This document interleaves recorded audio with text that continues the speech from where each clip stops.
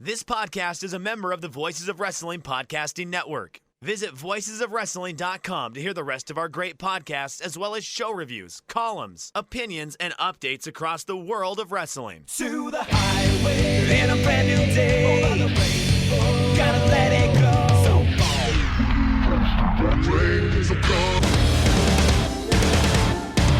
fast to finger down.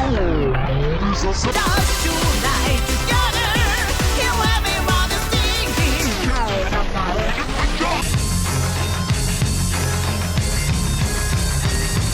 你看到我就怕，头皮发麻，我的手。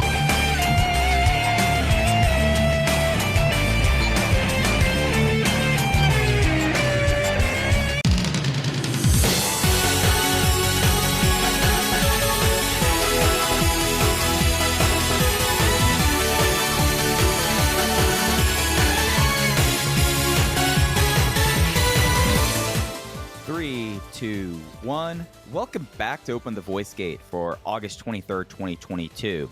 We are members of the Voices of Wrestling Podcast Network. You can find our podcast on the Voices of Wrestling podcast feed, or our own dedicated podcast feed on all podcast platforms and applications. You can follow us on Twitter at Open Voice Gate. If you'd like to rate the show, please go to Apple Podcasts or Spotify or anywhere else. 5 stars and rate a review. It does a world of help when out trying to get out there and find new listeners. And if you'd like to support the show, the best way to do that is to click the link in our show notes. It'll take you to our redcircle.com landing site. You click the red box that says sponsor the podcast, and you can set up a one-time or reoccurring donation. No obligation whatsoever, but we would like to thank all of our previous donors. I'm one of your hosts. It's your old pal, Iron Mike Spears, joined alongside, as always, my friend and co-host, Case Lowe. And Case, I'm sorry I sound like hell tonight. I had a travel weekend that I don't care to repeat anytime soon. And it's a little frightening considering that 2 weeks from now, I'm traveling up to Chicago. Mike, if it makes you feel any better, you sound the exact same. I do not notice any change in your voice. So I think you're good. I don't think you have anything to worry about. And I, knock on wood, have only had pleasant experiences at the O'Hare Airport, and I'm assuming that's what you're flying into. So I expect you to have a very safe and successful all-out weekend. That's what I'm hoping for. You know, it was something. I went back to the Metroplex last week in Case, and I had probably one of my top 3 most miserable travel days of my life. And that includes the time that I left my passport in a hotel room outside of Halifax, Nova Scotia, missed immigration, and ended up having to spend a whole night at the Newark airport. It's up there. It's not that one, but it's a podium contender. Yeah, no, that sounds uniquely horrible. I only lost my phone about a half hour from where I live a few weeks ago, and that was enough trauma for me to really be antsy about traveling anywhere far away in the near future. In Case, you know, I had that happen to me not more than like 4 months before that, too. That you lost your phone? I lost my phone 30 minutes after, actually, not even 30 minutes. I was walking from baggage claim to the Uber Lyft, the car fare area at LAX. It slipped out of my pocket while it was attached to a charger, lost it within 20 minutes of landing in LAX, the weekend of my brother's wedding, of which I was the best man, and we were having the bachelor party that week. I remember this. Yes, this was a very hectic Mike Spears weekend. It's been a hectic Mike Spears 2022, to be quite honest. I would say 35 years, however old you are. It all seems pretty intense. Well, thank you for underestimating my age. I maybe had one stress-free year there. Okay, good. But how are you, buddy? I'm okay. I am going to have you mark time here and make sure that we're recording, because I still don't see waves next to my name, and it's making me really nervous. Yes, we are recording, and I'm getting waves on my end. Okay, all right. All right. Well, other than that, I'm doing okay. I'm very afraid that we're gonna do 90 minutes of audio, and I'm not running a backup. Although I'm gonna start that right now. Now that I think about it.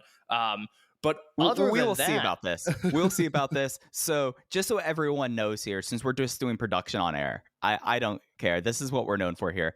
Our VoIP service that we use to record this show had a massive update, and the way that their UI has changed, whereas in the past, I very rarely got to see my waveform. Now Case does not see his waveform. So we're hoping, and everything I'm seeing on my side as the one recording it tells me so, that Case's audio is being recorded. Yeah, I've got a backup going now, and I think everything's fine. So other than that, I'm doing quite well. I think this is going to be a very interesting show. I have a big picture take that I want to discuss at some point with you. I think we might as well get into it now. Can I throw something big at you? Just Okay. food for thought. All right. I'm here for it. I think this is probably a good way before we get into the weekend shows and other stuff to have a big branching topic. So, pitch it over the plate. Let me see what you got. So I'm going to throw this idea at you. And if you completely disagree with it to the point that you think it's not worth discussing, please let me know. And we can save ourselves time and energy, because it's very much in the vein of a Bill Simmons half-baked idea where I had this thought, I didn't see anything reasonably stopping me from saying it in public, and now I would like to voice it over the airwaves. And that is, when you look at Dragongate's September of 2021 through August of 2022, let's call it 12 months just to be fair for what we can compare and contrast if you think this is a topic worth discussing. Do you think this is the single greatest year of talent development within a single wrestling organization that you've ever seen? Oh boy, you thought I would hate this question. Why did you think I would hate this question? I didn't think you would hate this question. I just want to make sure that you think it's worthy of a discussion, because this is one of those things that if you tweet out and the wrong people see it, they're going to dunk and dunk and dunk. But I really think there's, at the very least, validity to discussing this topic, even if I'm not sure I agree with it yet. Yeah, no, I as you know, I'm like a fiend for like things that you might not even come to the answer you want to, but it's worth exploring. So we're basically, what you're proposing is from basically the debut of the Iihashis at Dangerous Gate up to through, let's just say, whatever will happen over the next month and a half is what you're proposing. I'm talking about Iihashis to Nagano.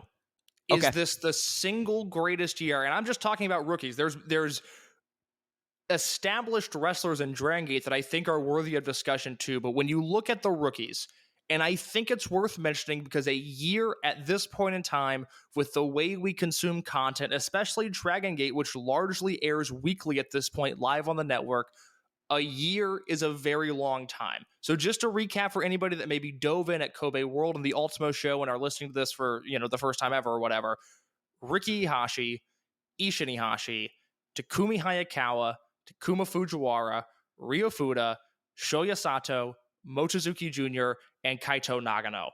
That's 8 rookies that have debuted in the past year. Am I missing anybody there?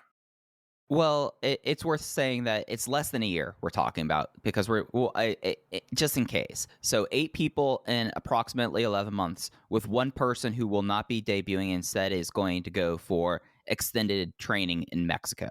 So we're really talking about 9 people. And that by itself is absurd. The fact that Dragongate, which is known for having a very rigorous process of, you can get into the dojo, there's no size requirements. As long as you complete the green boy duties, the path is up to you. You make your own destiny. To have 9 kids in 11 months come through that system by itself is insane. And then you start going down the list. And of course, you have the names there with Riki Iihashi and Shoya Sato. Now, I look at Sato.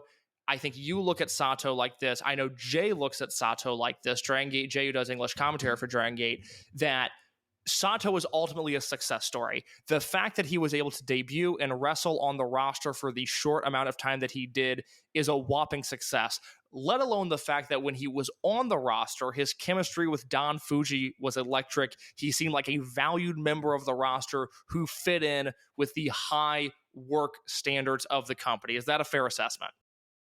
And it's worth stating that it's very possible at the end of the day, is at least around his hometown, that he might be someone that, if he remains like in his hometown, I have no clue. I mean, he's someone that completely, when he retired, he returned to private life.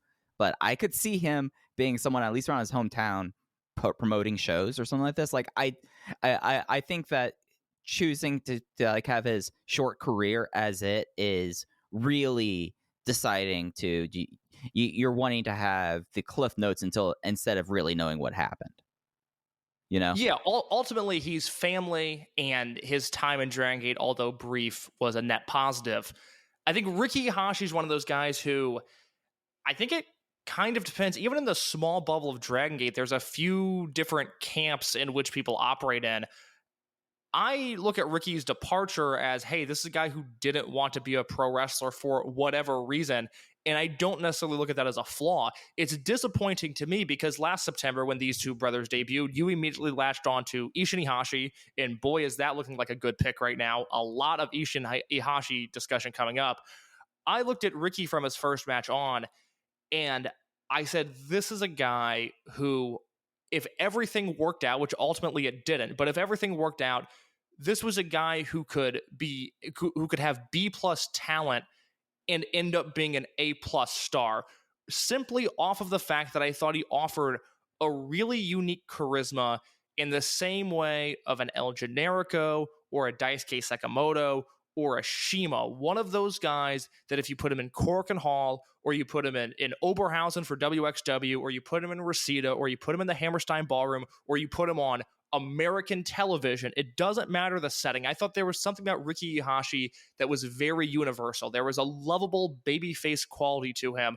Unfortunately, it only lasted a few months, but anybody with a brain could see that this was a guy who was well trained in, at least in terms of the physical aspects of wrestling, was somebody that was prepared to make a name for himself. Yeah, and the one thing I would offer that you haven't mentioned is wrestlers and rookies in wrestling. Like, if anything in this scenario is typical for the wrestling industry, I feel like Ricky Iihashi was the typical story of, debuted, decided it wasn't for him, got out.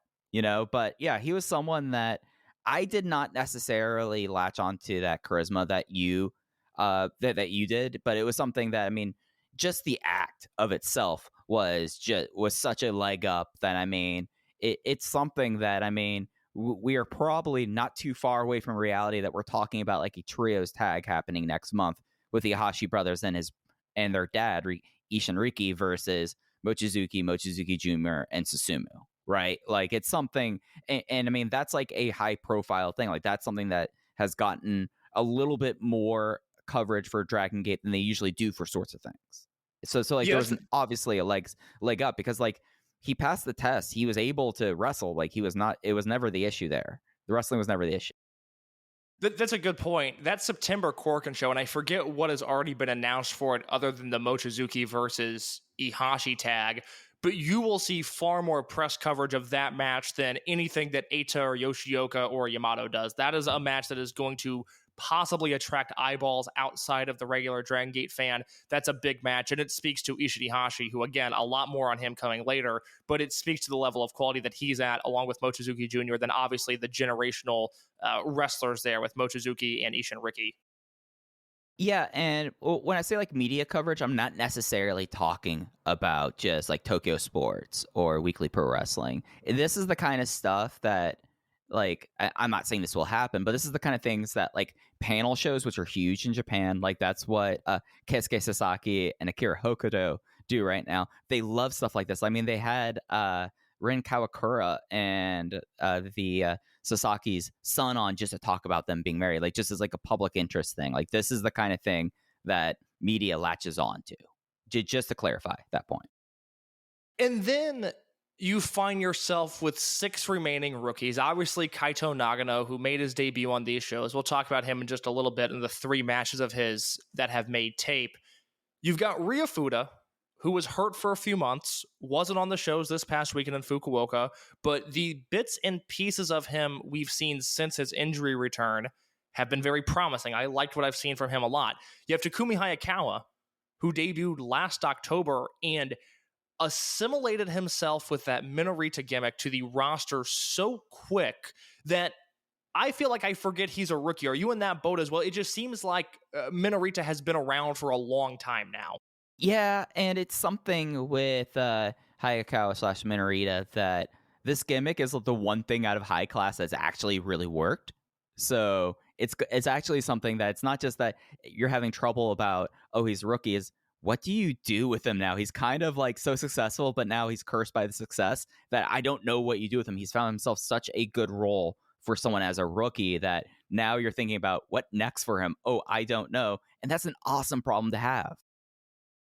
And then the crux of this discussion, which I think separates this class, the class of 2021 and 2022, from T2P, who I'd like to talk about, from the class of 2016, who I'd like to talk about, and from a few different classes outside of the Dragongate universe.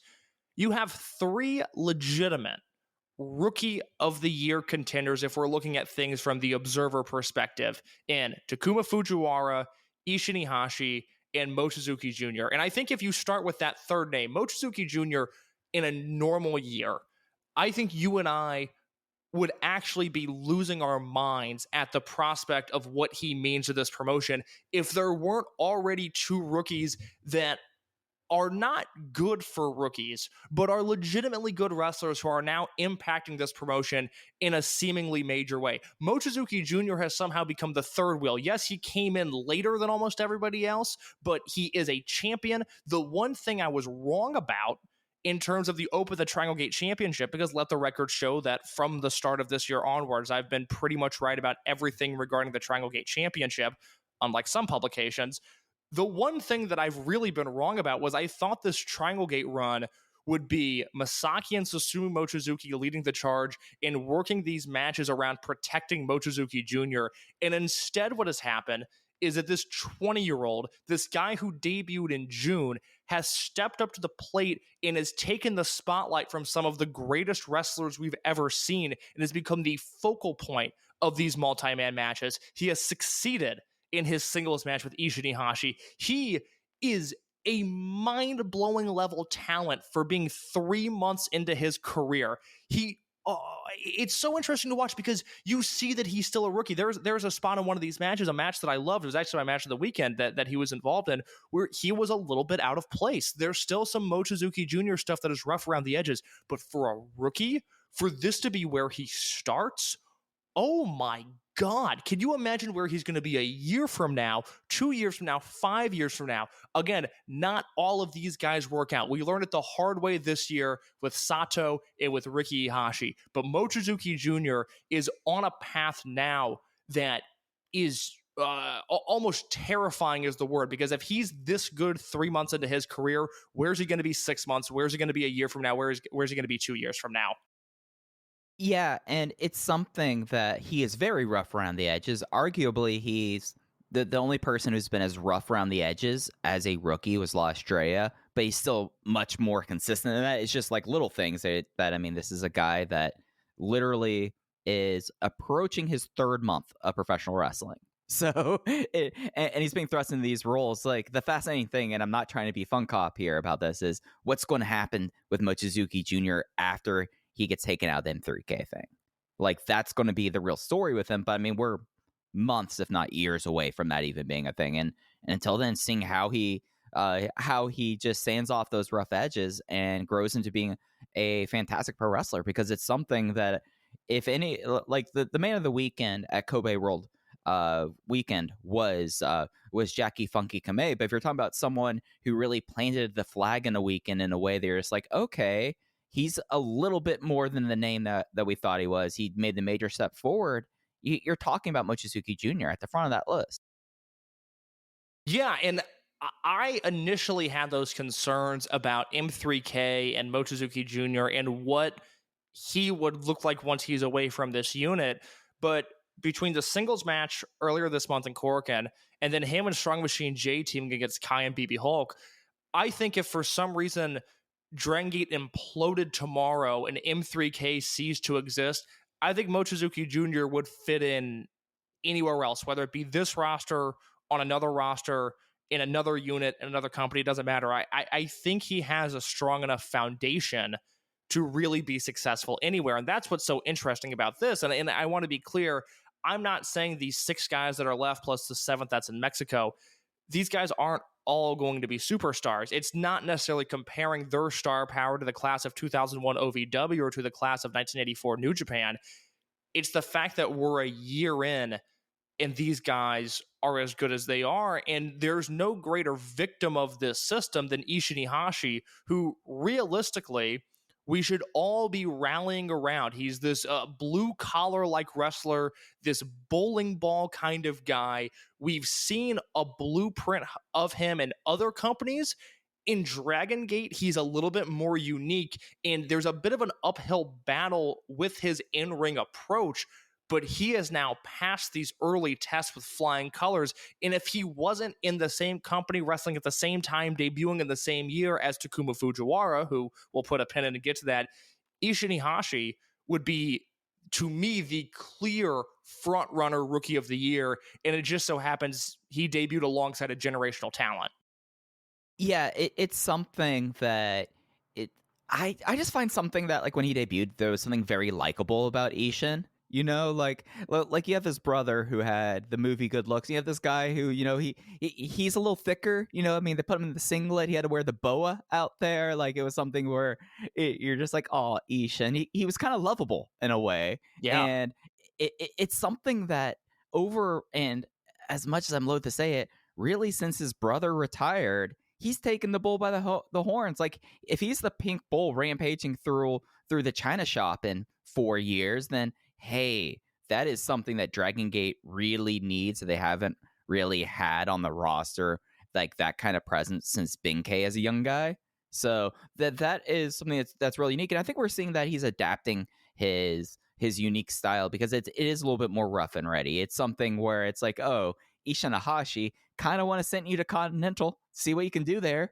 But it's I like watch him and see the steps that he's really made since his brother retired. And yeah, he's made the steps that, if it wasn't a year that I hope people, and I would consider that our listeners would already be thinking about this, we're just talking about Dragon Gate wrestlers here. Like, if we get across the wrestling world, 2021 and 2022 has been one of the more phenomenal years for rookies. So it's something that he's made that step forward in the midst of this, and has really put the flag on the mountain himself. That's my point exactly. I mean, there's a few kids in Noah that I think are talented, but I'll take Ishin Ihashi's work over any of the young guys in Noah without question. I think I would say the same about Mochizuki Jr. and, at this point, Minorita, because I think it's not like Minorita ever embarrasses himself. I mean, there's no young talent in All Japan. New Japan has a number of young guys, and look, my fingers are a little bit off the pulse with them right now, but it correct me if I'm wrong, it doesn't seem like there's a particular New Japan young lion that people are bursting at the seams at. And then you've got your American talent, which obviously there's nobody in NXT. Whoop, there it is. And so you look towards AEW, you're a little bit more familiar with the YouTube universe than I am. Hook is the prized possession of this rookie class, and rightfully so, even if I think he is a worthy second place to Takuma Fujiwara, but I know that's a losing battle, and that's only one that I can fight here. Yeah, it's something that I mean, I'm just not going to mince words. The last 2 years for producing North American indie talent and talent that has gone into the major promotion systems has been some of the more depressing times. Like, it's just not I don't look at the scene and I look at it and I see certain things there. Like, it really takes someone like Hook this year stepping forward. Last year of Jade Cargill, where I still would put Takuma Fujiwara against both of them, at least when we talk about standpoint. But as you're saying, like, that's we know how the Observer electorate goes at this point, and it's really playing for hoping Takuma Fujiwara gets a strong second place, and maybe third as like a realistic possibility. But yeah, no, it's something that you look at the wrestling world, and there are figures like Hook, but it's something that 9 wrestlers, that is abnormal. Like, that's only like when you launch a promotion in an area that does not really have much pro wrestling that you will see that many rookies happen. Yeah, that leaves Fujiwara, who has been out of sight, out of mind for 3 months now. You know, he left in May of this year, and I think it's already a little easy to forget just how good and how exciting he was. And he wasn't good for a rookie. He wasn't good for a 20-year-old. By the time he left for Mexico, he was a legitimately great professional wrestler, and he demonstrated that in the Dragon Dia match, obviously, in the stuff he did with Diamante and the stuff he did with SB Kento. He's an anomaly, and I think he's someone that is going to come back from Mexico, and I pray that he doesn't come back with a mask on. I pray that he doesn't come back with a gimmick. I want him to be under the same name with roughly the same look, clean up the hair a little bit, and then I think he's off to the races. One of the things that I thought was so interesting that, again, I think sets this class apart from so many other classes in the history of pro wrestling. The last time we talked to Jay, one of the things that he mentioned was, on a small scale, it's not like this guy was selling at Madison Square Garden, but Fujiwara had become a draw on the small shows, on Korakuen. Had he been around for Kobe, I think that would have been a draw for people, that this guy was just generating so much buzz with, did you see this kid? Did you see what he did? Did you see his moonsault? This, that, the other thing. He was an integral part to this promotion by the time he left. And it's absurd. Again, he went to Mexico without a U.S. visa because my impression, and I could be wrong, but my impression is that nobody from the class of 2021 was supposed to be shipped off to Mexico as fast as they were. But Fujiwara was so mind-blowingly good, they realized they had something there, and they shipped him off in a group effort. And I don't know if that was the right decision or not. Time will tell. But he exceeded expectations to such a degree. I mean, there's no way that in November of this past year, that when Ryo Saito and Genki Horiguchi and the other mysterious pencils in the Dragongate booking room, there's no way that when they look towards March of 2022, that they scratched their chin and said, you know what? I think Takuma Fujiwara is going to wrestle for the Open the Brave Gate Championship. That is something that this guy earned. And for as entertaining as Hook is, and for as good as Ishin Iihashi is, Fujiwara alone makes this an incredibly special class in the context of wrestling and talent development, of guys going from point A to point B in a year. And then you look at who's alongside him, and you see Ishin, and you see Mochizuki Jr., and you see Minorita, who is, again, incredibly underrated, and we don't really look at him like that because of the way he assimilated to the roster so fast. And now you've got Kaito Nagano, who we haven't talked about it, but I thought he had a great debut. And it's just absurd how much talent is there. I am not sure there has ever been a promotion that in 12 months has developed so much young talent. And I don't have a better way to summarize your point here or to add to it, Kay. So I kind of wanted to diverge just for a quick second here. So we really only got about 4 to 5 months of peak Takuma Fujiwara in Dragongate before he left to go on an excursion. He's working in Mexico. He's also has a mask now which, I mean, I think that's solely because he can't work the States like his other classmates and SB Kento. So you get him more work. You can wrestle mask and then unmask, and he gets more work that way. But I wonder, like, he was such an aberration. They're like, well, go send him to Mexico. They came to that conclusion here. I wonder what the world would look like, or at least what 2022 would look like for Takuma Fujiwara if he didn't go on excursion. Like, could we possibly, like, maintaining the similar levels that he was doing, like, not saying that he's just going to explode to a level we haven't seen of, but stuff that we've seen out of him, we're talking realistically, without hyperbole, one of the best rookie years ever if he stayed in Dragongate. Oh my God. I mean, Mike, I asked you on the air a few months ago if we could realistically consider him for most outstanding. Yeah, so it's something that I think in the long term, I mean, hey, he's 20. It was already at a point where they felt like he was ready for it. Who's to say 22, 23, he comes back in. He left a boy, comes back a man. Like, the world is not prepared for what could happen with Takuma Fujiwara, but it's just a what-if case that I don't find myself awake thinking a lot about Dragongate at times, but that is one thing that I have thought about a lot. If he stays, he's guaranteed at least one big singles match in Kobe, let alone what he would do for the rest of the year. I mean, I think, again, Hook's going to win the award. Hook's probably going to win the award by record margins. But I do think, had there been, and again, the match that I wanted was KZ versus Fujiwara at Kobe. If that match happens and it's the match that we would expect it to be, I do think you would get some people on board with like, hey, this kid did it against Dragon Dia. He did it against Diamante. Now we did it against KZ. Okay, there's clearly something to this guy. I voted the SFM 50. Takuma Fujiwara could stop wrestling today and he would finish in my top 50 this year. That's how good the first 5 months of his year were. And I'm a little behind on watching all of the footage that's popped up of him in Mexico. I did watch him in a 6-man tag on the Virus anniversary show over the weekend, Alex Shelley's favorite wrestler. And it's him and Estrella and Junta from Pro Wrestling Noah against 3 luchadors that I was unfamiliar with. And by no means is it a good match. It is actually a very bad match for the most part. But seeing Fujiwara, a 20-year-old kid from Japan who has been wrestling for less than a year, just embrace everything there is about being in an undercard lucha 6-man tag. This guy acts like he deserves to be there, like he belongs there, like he is a regular in this promotion. And it's so funny given Estrella, who doesn't really steal the spotlight, and then the Noah kid, who I will continue to use the phrase, he looks like he's doing lucha at gunpoint. I've never seen somebody look so uncomfortable in the ring with luchadors.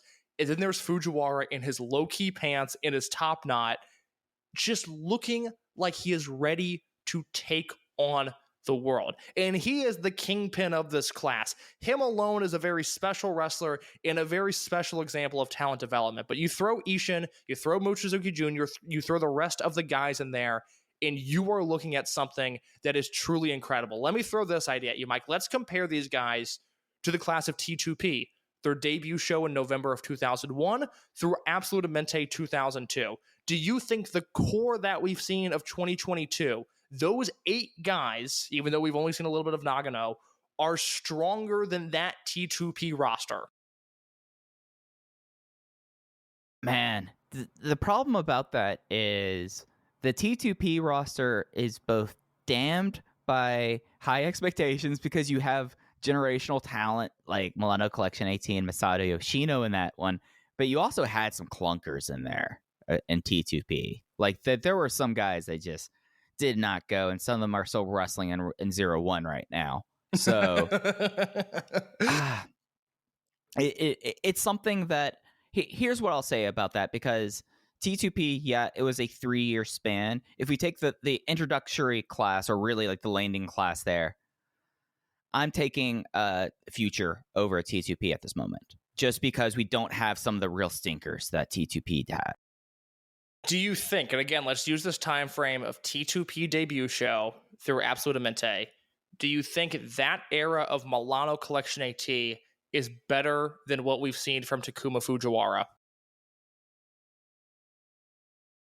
You see, this is where I think Fujiwara is cursed by the era he's wrestling in, because we know what Milano Collection AT's crowd response was, and we have an indication. There were times that there were some errant crowd calls for Fujiwara, but we knew definitively what kind of charisma Milano had. So I would have to go Milano in that instance. Just that it's unfair to Takuma to say it this way, but it's just he's an incomplete where we have a complete answer with Milano.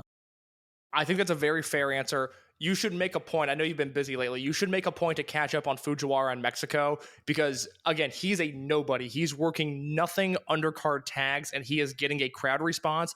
And it's less so from the big moves, from the moonsaults and the head scissors, as much as it is him directly interacting with the crowd. And if, and boy is it an if, but if Japan ever gets back to that point, that is something that we haven't even seen from him in his home promotion, of having that one-on-one interaction with people in the crowd. He's embraced that in Mexico. He has proven that he can get a reaction out of people. It's only a matter of time before we see that in his home promotion. I think if you're going to compare the two directly, I think Milano and Fujiwara are going to be your ones. And I think Yoshino and Ishin Iihashi are going to be your twos. And I think they're very similar because Yoshino, that first year, you look at, the great 6-man tag January of 2002, his singles match with Milano in March of 2002, the great stuff at Absolute Mente. They're both in that 6-man tag with Crazy Max. Yoshino ends 2002 with the T2P singles match against Kinesh, their first singles outing. He's on a similar trajectory of Ishin Iihashi, where under normal circumstances you would go, oh my God, look at this rookie. He just happens to be peers with a possible generational talent. And I hope for Fujiwara's sake that he wrestles a lot longer than Milano has. But I think the top of these classes are very similar. But to your point, you look at the T2P roster, and again, I love T2P. I think it's one of the greatest things to ever exist. But Naruki Doi is not the Naruki Doi that we love now. You know, Anthony W. Mori was not at the peak of his career at this point. Brother Yashi had better years down the line. The only other strong guy. I mean, I mean, brother Stevie Tsuchimoto, I felt like might make a claim as being the peak of Brother Yashi. Maybe that is a podcast that we need to discuss doing the peak of Brother Yashi, because who could we get on to talk peak Brother Yashi with us? Like, I don't know, like who's willing to get dirty? Who are we mad at that we want to have a discussion on Brother Yashi with? Because I don't want Matt here, Case. I want someone who wants to get into the muck with us. We're going to talk about some Dying Days El Dorado here. You know who, and he'll never do it, but the person that is honestly perfect for it is Chris Zellner, because Zellner would have been watching Voodoo Murders era All Japan, and I'm sure he's seen some El Dorado stuff, but I've avoided, like, there's nothing I avoid harder than like a 2006 All Japan 6-man with Brother Yashi and Shuji Kondo. And I love Kondo, but I'll see like that stuff will pop up on my YouTube every once in a while. And I don't care if they're wrestling God, Jesus, and Moses. I am skipping the Brother Yashi 6-man from All Japan. Yeah, that's why we had to get someone who appreciates, you know, the finer things in life. But yeah, no, like your big point about Doi is like the thing that I think people should keep in context for this conversation. Like, we're talking about them now. Like, Naruki Doi pretty much took until Blood Generation to become anything. So I think 2022 Minorita was probably a better wrestler than 2002 Naruki Doi. I don't think that's really debatable. You know, it's something that like Minorita was a lot more complete, and Doi was really injury prone in T2P. Like, he was someone that it was that he didn't debut with Original Landing because he was injury prone. No, the only memorable Doi T2P match is on the Absolute Amente show, and he opens up. It's Genki and Susumu versus Doi and Takemichi Iwasa, and that's a really fun match. But there's not, at least off the top of my head, I can't remember a lot of good Doi stuff in 2003. Doi is featured a lot in 2004, especially post-split. But like you said, it's not until January 14th, 2005, the start of Blood Generation, where Doi becomes Doi. And even throughout his career, you know, especially by himself, that's been a mixed bag. So I think on the whole, at least right now, and I'm living in the moment, I'm in it, I'm watching every show, I'm invested emotionally, but I think I like the future class more than I like T2P. Let me throw the class of 2016 at you. Ben-K, Shun Skywalker, Hyo Watanabe, and Yuki Yoshioka. Those four guys in 2016 to 2017, do you think they were better, worse, or the same than the future class? You see, it's almost like different worlds in a lot of ways, you know, because you had different figures in those classes. Like, in a lot of ways, Ben-K was this Shoya Sato at that time because he was older than the rest of the group, and it was something that they had plans from him from the start. If you looked at how he was booked up until he won the Dreamgate, like, they had a plan for him. But you look at, like, Yoshioka took a while to get going. Like, he was the rookie, like him and Katsumi Takashima were basically rookies in that 12-1 2016 match. So even at like this point, and like Hyo had that good match, but he was very, very spotty. Like, he was someone that could go months without having a decent one. And Shun, we were always praying wouldn't die. I don't have that fear with Takuma Fujiwara. I don't have the fear that Takuma Fujiwara is this. Shun Skywalker, I was like, oh God, that all he needs to do is bust his head open in this bad mask that he can't see out of. You know, like those were like things that were happening here. And those were, and I think I've talked myself into future over 2016 at this point in time, if we want to talk about class of 2016, 6 years in 2022 versus wherever future will be in 2027, then we could have a different conversation there. But at this point in time, given where they are in their stated careers, I think future's more complete. I sat through a lot of W2N matches, and they were fun. They were scrappy, but it pales in comparison to what I feel like this class has put out. If you're a newer fan and you haven't seen the first year and a half of Shun Skywalker's career, words can't really do justice to just how terrifying it was. I mean, it was a constant battle of life and death, basically from debut until he did the All Japan Junior League with Mochizuki. And then after that, it seemed like he finally was granted some stability in his life. I will say, in defense of the class of 2016, Ben K is really good off the bat. And if you look at his 2017, he's a guy by that year. He's a big part of Maximum. I was looking at my spreadsheet earlier. I think I had 10 Ben K matches at 4 stars or higher in 2017, which for a first-year wrestler, that's outstanding. Now, I should note, before he left for Mexico, I had 8 for Takuma Fujiwara. So he was on his way to beating that and then some. But the high end there, no pun intended, the high end with Ben K is very, very strong. Skywalker, I don't think was as good as an Ishin or a Minorita. Hyo certainly wasn't. Yoshioka wasn't given the opportunities. So in terms of Dragongate, I think those are the strong classes in terms of overall depth with T2P and with the class of 2016. I have down in my notes, and these could be totally off of your board. They're not really in my ballpark, but I think people point to 2001 OVW and to 1984 New Japan with that class of Liger and Chono and all caps Akira and Hashimoto and Muto and Takuma Sano, which I didn't realize he was also in that class. That's obviously no class on earth is going to match the star power of that. I have not seen enough of their early work to comment on where they were at in 84, 85, even really through 87 or 88. There's just not a ton of footage of them out there. We're lucky to be living in a time period where we have almost everything Takuma Fujiwara has ever done. We can't say the same for early Hashimoto, early Muto, early Chono, etc.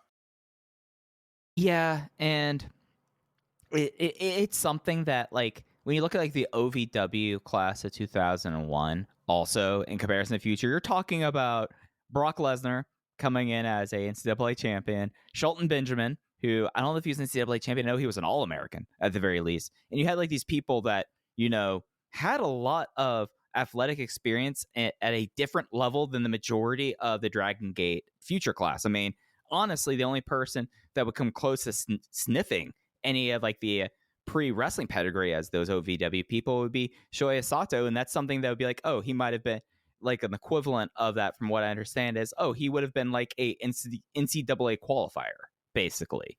So it's very hard to really compare them. And for like people that are more in tune for like that era of New Japan and OVW, it'll be interesting to see their thoughts. But I think it's something where like when you like talk about like eras and you talk about like these classes, it's also there is some context, I feel like, that like can help and hamper them. And I think like the OVW class of 2001, I mean, I don't know if you would call that talent scouting. I don't know if I would call it really I guess some development. I mean, given where that was at that time, but it's a fascinating there's absolutely question. Development there. Not to defend OVW, but you've got Lesnar and Shelton, and then you've got Cena in that class, who, you know, again, big star. I don't know if he was necessarily great in 2001 to 2002. Same with Randy Orton.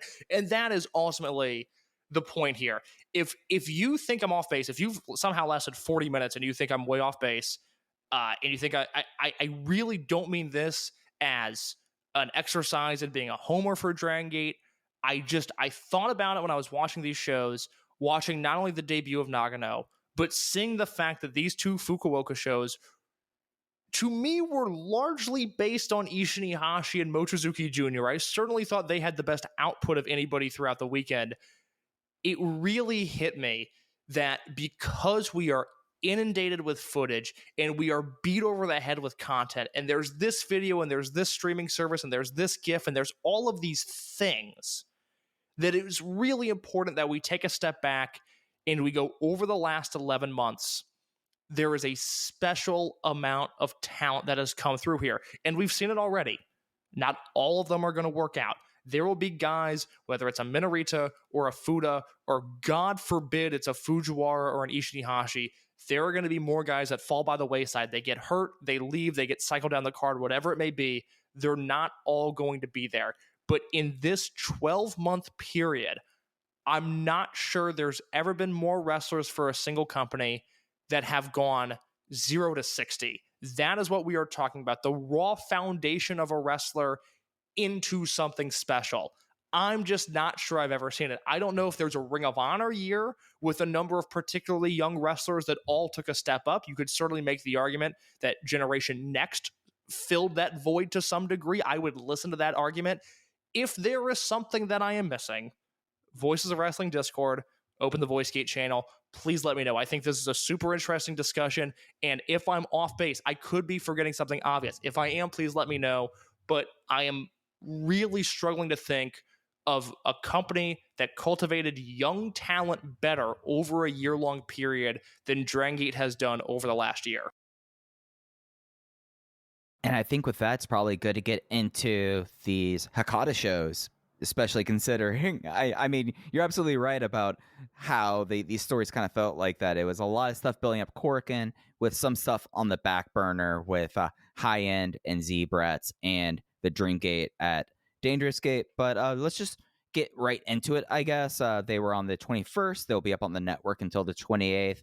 We kind of have been talking about the big takeaways in a way for the last half hour, Case. But what were your other big picture thoughts coming out of the Hakata double header? I think Ishin Iihashi is a great wrestler. I think Mochizuki Jr. is really exciting. And I think Yoshioka versus Eita, if they choose to, could be a really great match. Yeah, and I think that those were kind of my big takeaways a lot as well, other than I do have a question that when we start talking about the High End and Z-Brat stuff that I'd like to get your opinion on. I'm just going to start running through the cards, because we did have 2 future matches before each of these shows, or 1 for each of the shows. Any takeaways you had on these whatsoever? No, it's a future match. You know, the kids work hard. I think they're talented, and I can't wait to see what comes next for them. Yeah, it's something that I hate to say it, unless there's something like physically distinguishable about them, it's just we're not even getting like tweets about who it is anymore at this point. Like, you have to be listening very, very certain or very closely and have a good memory, which sometimes I don't, to get that. But I mean, I thought both of them were pretty solid. Let's get into the afternoon show. The afternoon opened with Natural Vibes versus Unaffiliated. It was Big Boss Shimizu and Jason Lee versus Eita and Takashi Yoshida, and Eita got the win, stealing it after a pineapple bomber, the pin on Jason Lee. Fun finish. You know, it's a bit of a daunting task to look on paper and see Eita and Takashi Yoshida teaming with one another, because that reeks of Antios, and this is a company that I think has made an honest effort to move away from anything that feels like Antios. These two together stirs up some bad memories, but here they're working, you know, Yoshida basically working as a straight babyface, and Eita continuing to do his Raven meets Perro Aguayo Jr. act that he's doing. And, you know, fine little opener. I really get excited whenever I see Eita and Jason Lee in the ring with one another. I've said on this podcast a number of times, I really want to see those two team at some point. I want those guys to be in the same unit, because their chemistry against one another is so strong that I can't imagine it not being otherworldly when they're together. Yeah, it's something that, like, the story of this match was, it started off with this great Jason and Eita exchange. You know, it shows the chemistry that as you said, we've known they've had for a long time. It went straight into tagging out Yoshida and Shimizu doing Roman knuckle walks and working that. It was that kind of vibe of a match, but I thought it was fun. The finish really was a highlight, and it's really interesting. Yoshida is such an odd piece that now he's attached to Eita kind of right now, and I'm like, oh no, didn't you listen to Jay? You could be teaming with Kakuta right now, or back with Ho-Ho, but that's the world he's in. I went 3 1/4. I thought that this was perfectly fine. Hey, 2 3/4 star opener for me. Fine, fair enough. I can't debate that either. Natural Vibes remained a team for the next match. KZ, UT, and Strong Machine J versus Ultimo Dragons, Susumu, Mochizuki, and Madoka Kakuta. Kakuta got the win over UT with the snap pile driver. In case, let me tell you, this was your rec league match of the night. They were playing touch football out there. Interesting. I like this match quite a bit. I think Kakuta's in a zone right now. I am continuing to enjoy his output every time I see him. I actually thought this was one of the stronger matches on this show. I just thought this was kind of dry, other than Kakuta. Like, honestly, it was like KZ and UT. Like, it was something with Hakata sometimes. One show, full effort. The other show, you're taking a little bit easy. I felt like it was very clear of that. You had Ultima, who doesn't do anything ever. And really, so I've got an Ultimo question for you. Okay. My Ultimo antennas are up. I feel very much like I did at this time in the summer of 2019. There's a moment in this match. KZ climbs the top rope. I forget who's on the mat. I think at this point it is Madoka Kakuta. KZ goes for the KZ time. He misses. And there's a hot tag to Ultimo Dragon. KZ is on the mat, writhing in pain. Ultimo starts to get into the ring. He pulls back. He has the crowd clap for him, and he takes so long to get in the ring before he eventually touches KZ. KZ had to sell this missed frog splash for such a long time, and I can't tell if Ultimo Dragon is a brilliant pro wrestler who has been vocal about how much he hates these clap crowds and is making sure that there is some sort of noise when he enters the ring. I can't tell if he's brilliant or if he is an asshole for making KZ sell that long. Why not both? I mean, honestly, why not both? Yeah, it's just something that, like, this kind of match was just very hard for me to get into, especially when I could see the gears moving. I was like, okay, all right. It wasn't bad. But it was something that, I mean, it went 11 minutes and 36 seconds, case. Something that did not need to happen.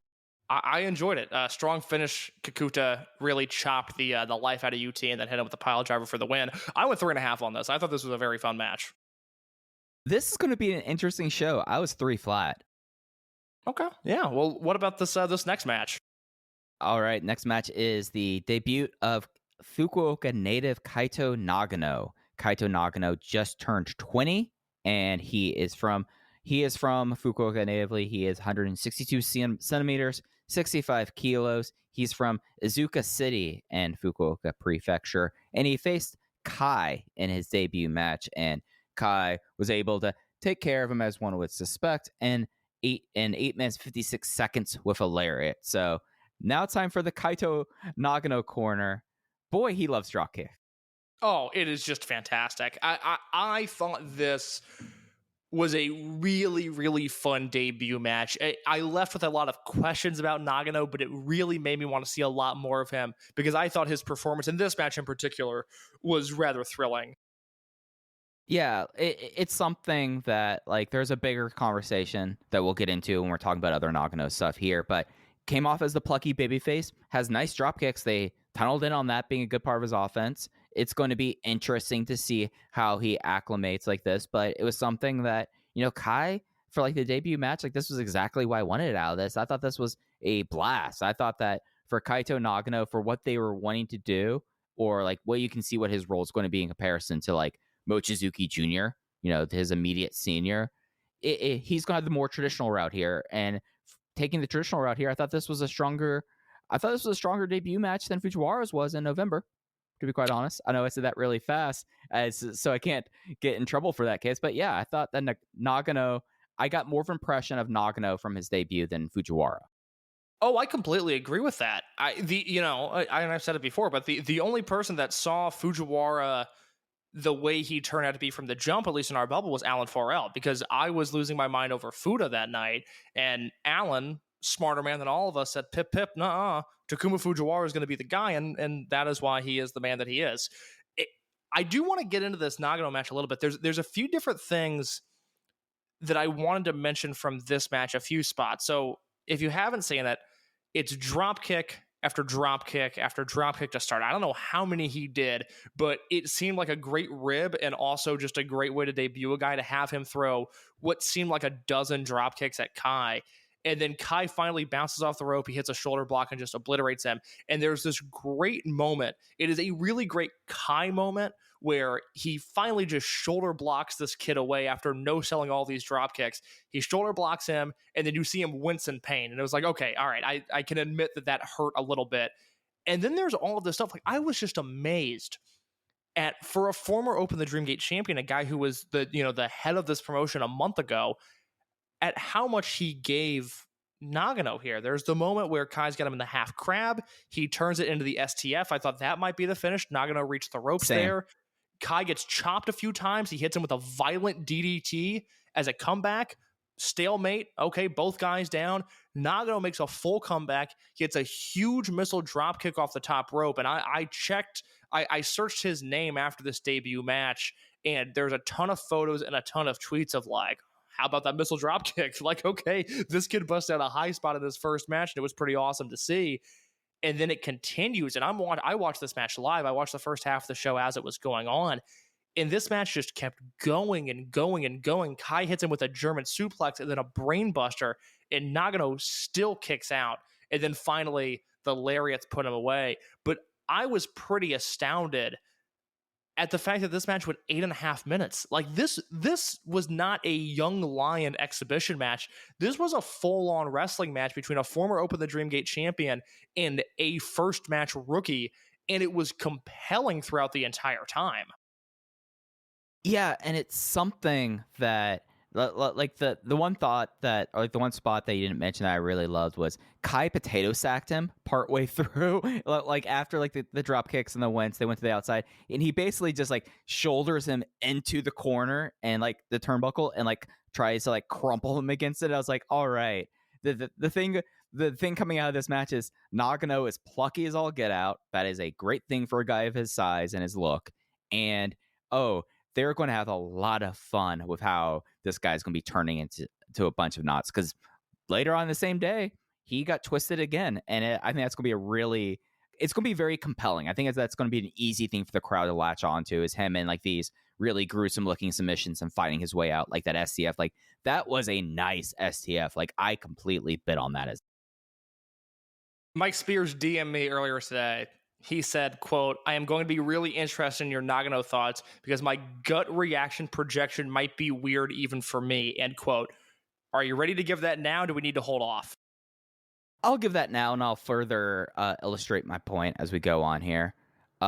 So first and foremost, I thought he had a similar profile in his first match, at least like the way he was wrestling, reminded me a lot of Takehiro Yamamura. Like, not with like the Fishman Buster or the Stardust Plus that he did, but like the way that Yamamura wrestled as a rookie, it kind of reminded me of that in a way. But that's not who I think he reminds me the most of, Case. That's not what comp I'm throwing. I don't want to throw a comp on him after really what we saw at Fujiwara, to be quite honest. That it took a little bit there. But the person he reminded me the most of, Case, pre-punch perm Tominaga. I need you to explain yourself, because I don't know what Kaito Nagano did to you, but that's not very nice. No, I said pre-punch perm for a reason. For a reason. And that is that I'm trying to get his actual name right for when he was, but before he was punched. He's been punched for so long. He was Chihiro Tominaga, right? Chihiro Tominaga. That's what I thought. I had written down Chihiro Tominaga. I was like, no, it's Chihiro, like Chihiro Hashimoto. That can't be his name. But yeah, no. So Chihiro Tominaga was known as like this rookie that can never get out of the dojo. He was called the world's most famous dojo student, but he had this extraordinary crowd connection and pluckiness that when the Doi Darts match happened and he came out here and had a 4-star match in his rookie match, it was something that was like, oh wow, this guy is kind of such an outlier, but he's going to be so plucky and he has the crowd connection here that no matter what, as long as he's able to draw upon that, because I think Nagano, just because I don't want to be mean to him, he's a little bit dweeby in a way. I think that's not. I don't think that's very nice to say, but it's something that when you compare him to Riki Iihashi, you know, I think that like in comparison, you get what I'm saying here, Case. Like he's like Ducky from 16 Candles in a way. You know, he's John Cryer. He's the John Cryer of the class. Does my point make any more sense to you? Well, you're not wrong, because he reminded me of a dweeb. He just reminded me of a different dweeb, and that is the fact that throughout this evening and then the Ben K match the following night, I felt like this man was giving Kotoka, as the young kids would say. I thought his movements, I think his build, I think his ceiling, which in the grand scheme of things is actually pretty high, very reminiscent of kind of blah era into maximum era Kotoka. And, that's a great career. I mean, Brave Gate champion, Triangle Gate champion, Kotoka. Yeah. Beat Akira Tozawa for the Open the Brave Gate championship. Now, was I angry when that happened? Yes, but it turned out to be a very good run, so I got over it. Let it be stated that the two current hosts Open the Voice Gate are not happy that that Akira Tozawa lost to Kotoka for the Open the Brave Gate title back in 2015. That was a tough one. I think that was one where, like, some people at the Ultimo show in Kobe World this year were very unhappy with some finishes and very unhappy with some results, and I get it, because I have been there before, where ultimately Kotoka beating Tozawa in a three-way match. I think it was Kotoka, I think it was Kotoka, Super Shisa, and Akira Tozawa. I believe that was the three-way that Kotoka won. Ultimately, it meant nothing to the promotion, but I was not a happy camper seeing that result. No, not at all. So I either pre-punch perm, or actually we're talking about the two people who were in the punch perm of Puestas right here, Case. This is true. One of the one of the first Dragongate shows that I watched from start to finish, that June 2014 Cork and Hall show, and boy was I treated to a special evening that night.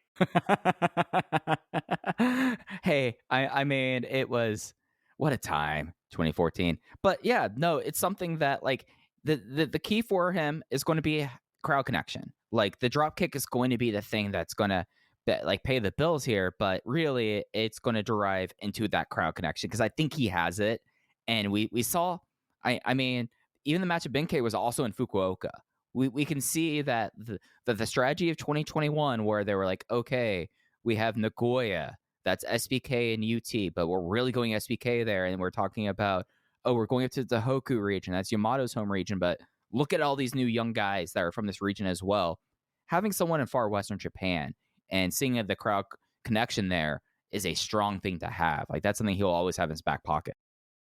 It was an incredibly strong debut. I thought this Kai match was really strong. We'll talk about what he did on the evening show and then the next day in a little bit. But this is one of those matches, if you have not gone out of your way to watch Kai versus Nagano, I think it's worth your time. It's an exciting debut match. It's a guy who, who knows how he ends up, but I am very excited to see him hopefully on the Corkin show in September, and hopefully making the rounds on a pretty regular basis, because I was very excited from what I saw from him here. Yeah, no, I thought that this was really strong. I was 3.5 on it. This was I had one match higher on the afternoon show, but there was nothing I enjoyed more on the show than this match. I am in the exact same boat. All right. Then we're going to the pre-intermission match. It was M3K versus unaffiliated Masaki Mochizuki, Yasushi Kanda, and Mochizuki Jr. versus Don Fuji, Genki Horiguchi, and Ishin Iihashi. It was a Fuji inside cradle on Kanda after a John Woo tease. And as we were saying earlier, the story of this match, Junior and Ishin, they have something going on here. This would be my match of the night. I was just in love with this from start to finish. Ishin Iihashi hits the ring. He grabs Mochizuki Jr. by his shirt. They get separated. The bell rings. They go right after one another. And their chemistry is just so strong. I talked at length when we were previewing Kobe World. I said, God, I hope M3K does what I think they're going to do. They just have to make sure that they separate Mochizuki Jr. and Strong Machine J, because that's a real liability. And of course, that turned out to be the highlight of that match.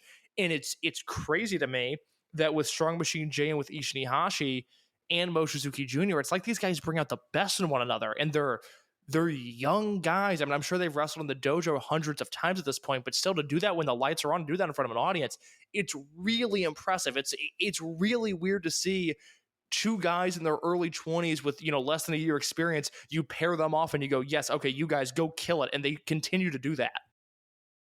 Yeah, and it's something that goes back to like the whole second generation idea. Like that's going to be such a good thread for these guys throughout the remainder of their career. So it's fantastic to see there, and it really was like the highlight here. Ishin coming in here, he's lost a visible amount of weight. He looks like the best shape of his career at this point. I mean, 1 year in, but best shape of his career. He's looking great. Nice haircut. It's something where I made fun of the singlet when it first came out there, but he's kind of like living up to the singlet, and we're like, oh, if he's starting to take himself seriously and is doing this sort of thing, Ishin fills out a bit. He's going to be like, he might not be Yutaka Yoshii, but we will have a good reason to like the color pink in wrestling after that.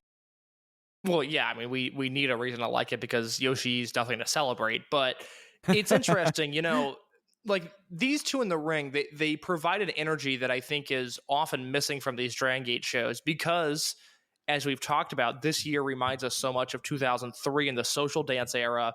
And I don't know if laissez-faire would be the correct term, but there's not a ton of intensity up and down this card. It's really, the times we've seen it this year are primarily with Don Fuji against the rookies, which makes sense. That's a given.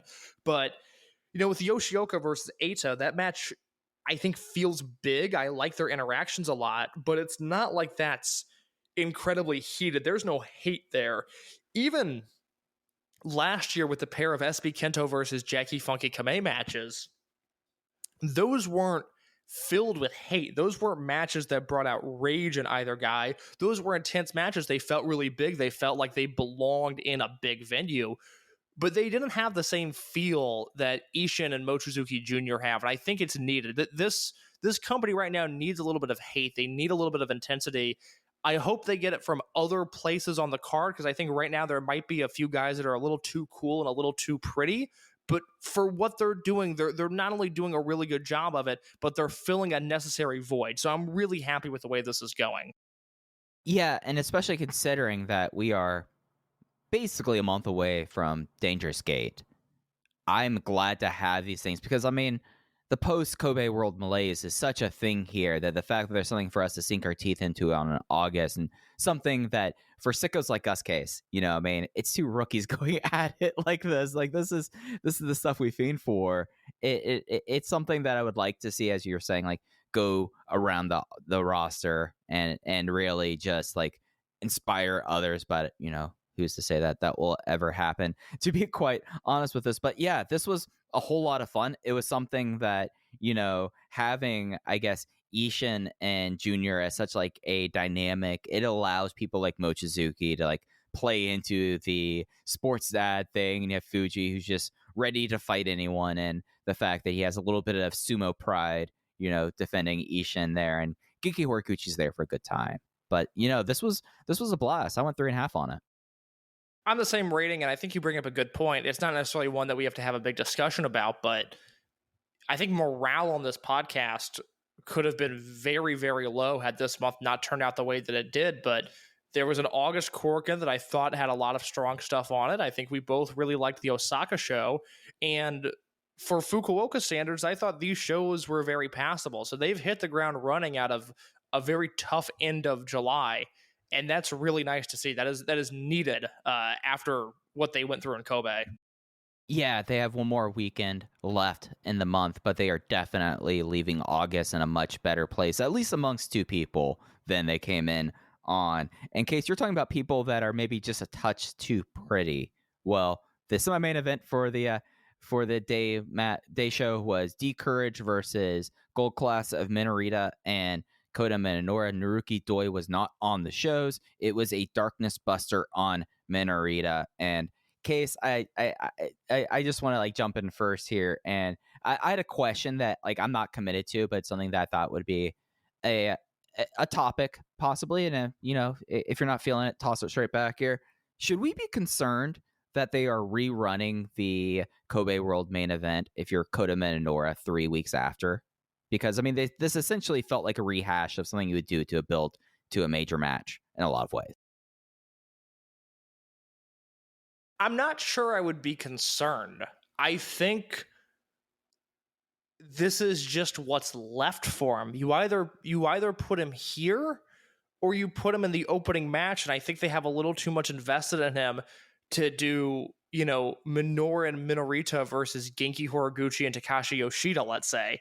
This is the spot for him right now, and I'm okay with it because it feels like there's such less pressure on the top of the card. Like, this match to me was a pretty lighthearted affair, and that was nice because throughout July, after that Cork and Angle, it was just like a relationship that needed to end between Coach Minoru and the Dragongate main event. It was a bad boyfriend and girlfriend, and we got through it.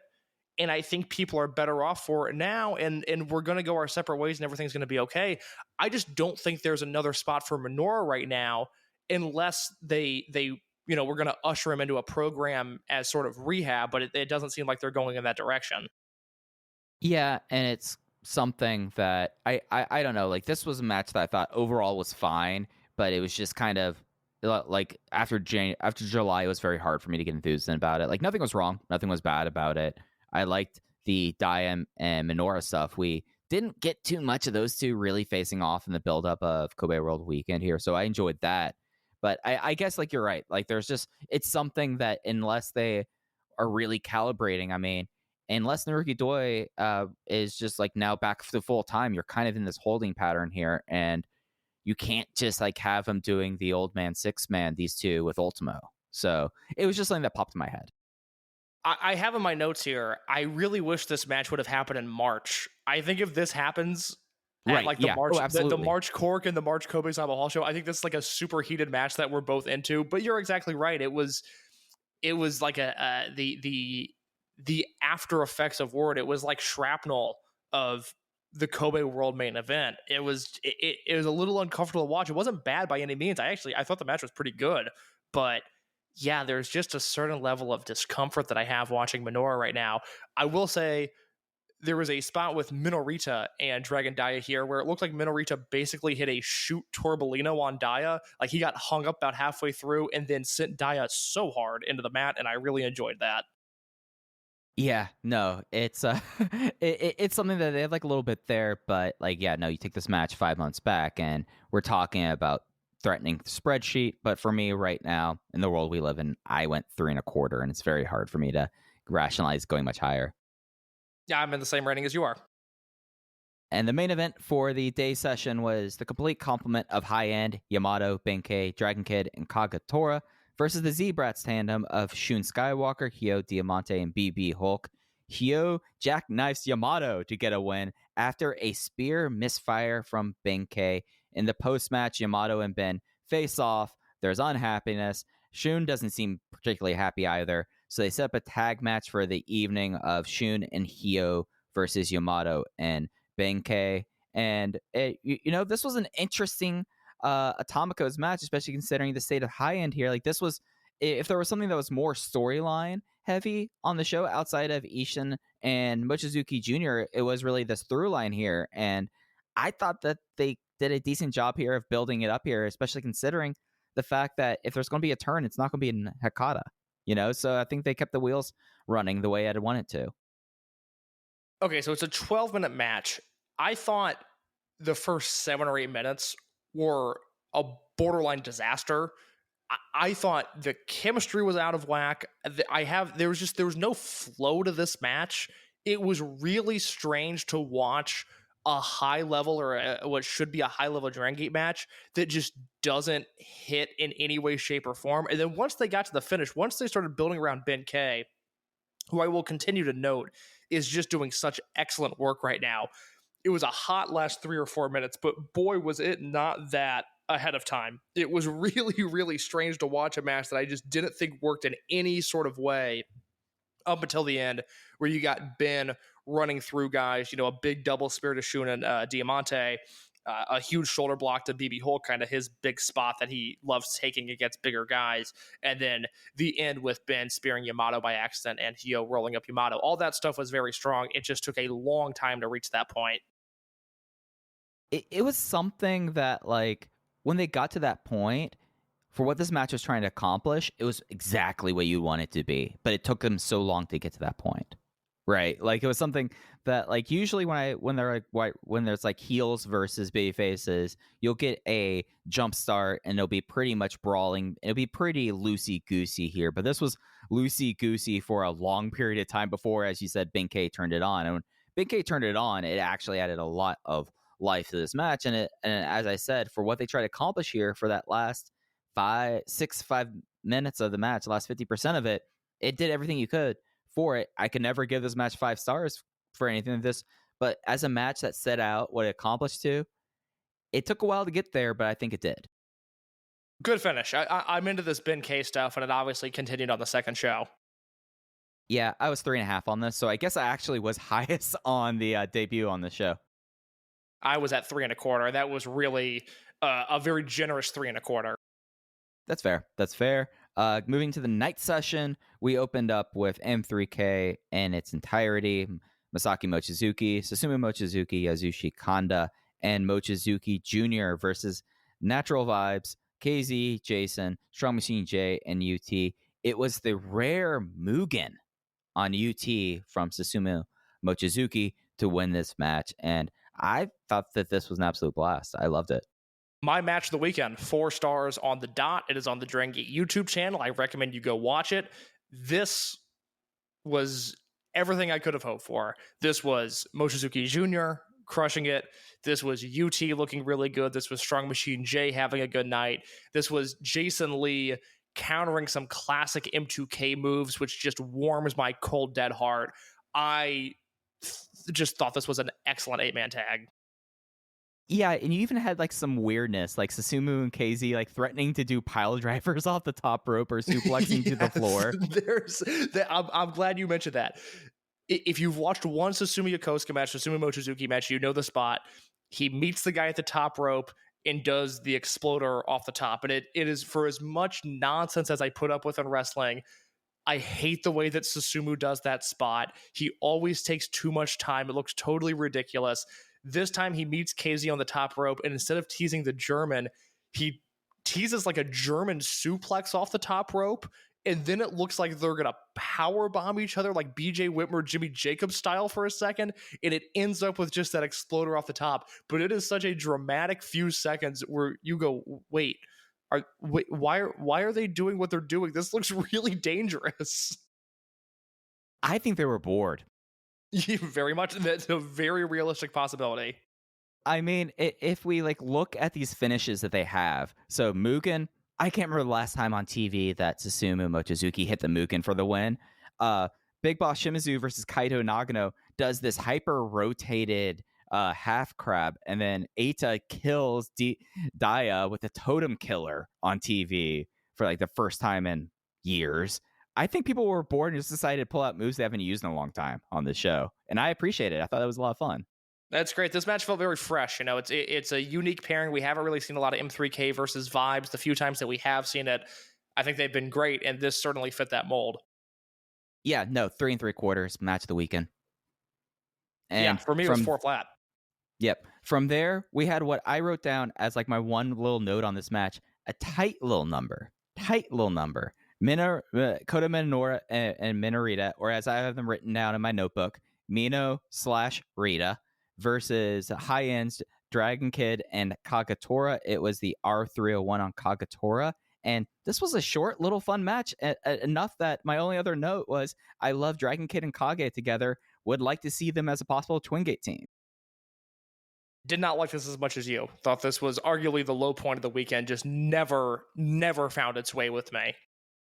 I mean, it lasted for what, 6 minutes? It was 8 not flat. Yeah, no, like this might have been the shortest match in the building on the weekend here. I thought it just, I really enjoyed something like Kagatora. I mean, as much as like we'll say like how motivated he is or isn't, not much going on with him, and I thought he was really strong here. Did not do it for me. Can't point to a specific thing that I didn't like. Just didn't like the whole thing. Fair enough. I was 3.5 on it, but I'm also a sucker for I think really short matches too. So that is true. Yeah. I mean, I would write a list of my favorite matches that are less than 7 minutes.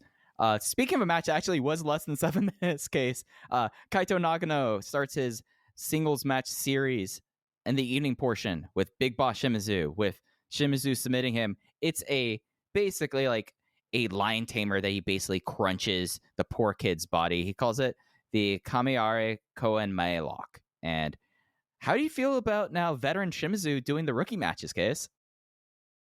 Oh, I think he's in a perfect spot in his career to do it. He's been around 9 years now. He's a bigger guy. This is one of the many uses of Shimizu that feels fitting and that feels appropriate.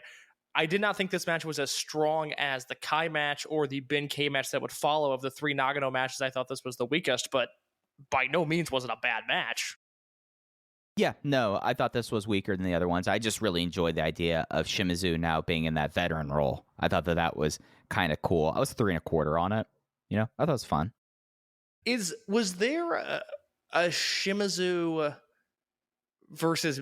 I think there was a Shimizu versus Hayakawa match from last December. Was one. Yeah, I really liked that. I really liked those Hayakawa singles matches, which, God, feels so long ago. Those Hayakawa singles matches. Takeover? Yeah. Oh my God, that's right. He doesn't do that anymore. Oh, what a missed opportunity. Oh, okay. Other than the Kai match, the Kai match, which Kai beat him up and then had Hayakawa pin him. I hated that. Hated that so much. I hate that finish. The Don't show do that. after he won the title. You have to make that. That's an important point there. Awful. I hate that so much. Gabe did that finish a few different times, and it's the fucking worst. Other than that, I really liked all of those Hayakawa singles matches, and the Shimizu one might have been the best of the bunch. Yeah, no. So I'm real. Shimizu, like, if anyone's looking a little dweeby on the rookie side, send them the Big Boss. It always ends up being a lot of fun. The pre-intermission match was Z-Brats versus unaffiliated veterans, Kai, Hulk, and Diamante versus Ultimo, Don Fuji, and Genki Horiguchi. Genki ate the first flash in 10 minutes and 8 seconds.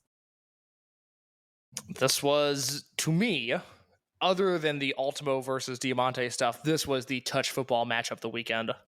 This was the worst match of the weekend. I actively disliked.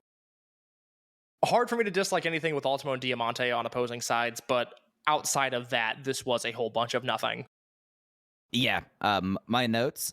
Ultimo sold the leg eventually. At least we got some Monte in the Rec League match. Just wrote. Not great. 2.5 stars. I wrote, I only enjoyed the Lucha. 2.5 stars. There we go. And then the semi-main event built up from the afternoon show. High-ends Yamato and Benkei versus Shun Skywalker and Hyo.